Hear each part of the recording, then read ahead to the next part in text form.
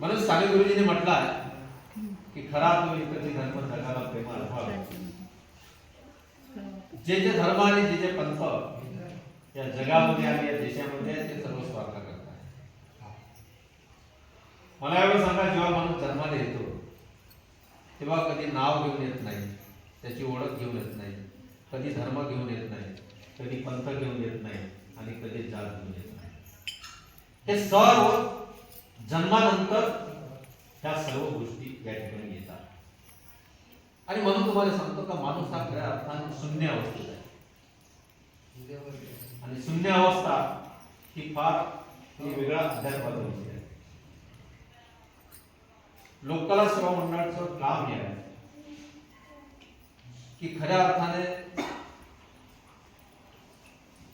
या ठिकाणी आज जी समाजाची जी स्थिती झाली आहे, समाजाची परिस्थिती अशी आहे की वाईट स्थिती अशी आहे की लाख गर्दी बोलताना बोलता माणूस तरी आणि स्तब्ध झाले स्पंदने पण धावतो माणूस तरी. गर्दी लाख आहे तरी माणूस एकटा आहे. यंत्रात गाठलेली नाती पोरकी आहे विराणी आणि या कुटुंबांना कोणतं नाव द्यावं हे कळेना.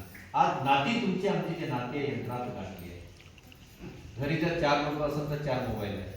नवरा बायकोसोबत बोलत नाही, बायको नवऱ्यासोबत बोलत नाही, मुलगी आईसोबत बोलत नाही, मुलगा बापासोबत बोलतो. ही फॅक्ट आहे.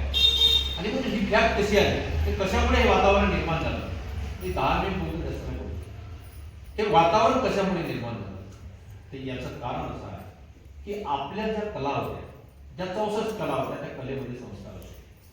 आणि जशा जशा हा कला संपुष्टात आल्या तसं तसं समाजामध्ये वातावरण हे वाईट निर्माण झालं. कारण कलेमध्ये संस्कार होतात आणि संस्कार नावाचा शब्द आता संतपुरुषांमध्ये काही झाला आणि त्याच्यामुळे ही परिस्थिती बदलली. मला असं वाटलं की समाजामध्ये जर अतिशय जर उत्तम काम करायचं असेल तर समाजापर्यंत जाण्याचा मार्ग कोणता असू शकते. आणि म्हणून लोककला सेवा मंडळ या एनजीओची स्थापना करण्यात आली. आता तुम्ही म्हणा, मी कॉलेजला लेक्चर होतो, माझा MSc BEd आहे, MSc मॅथमॅटिक्स मध्ये आहे. मी कॉलेजला 7 वर्ष नोकरी केली. नोकरी सोडल्यानंतर राजकारणात आलो.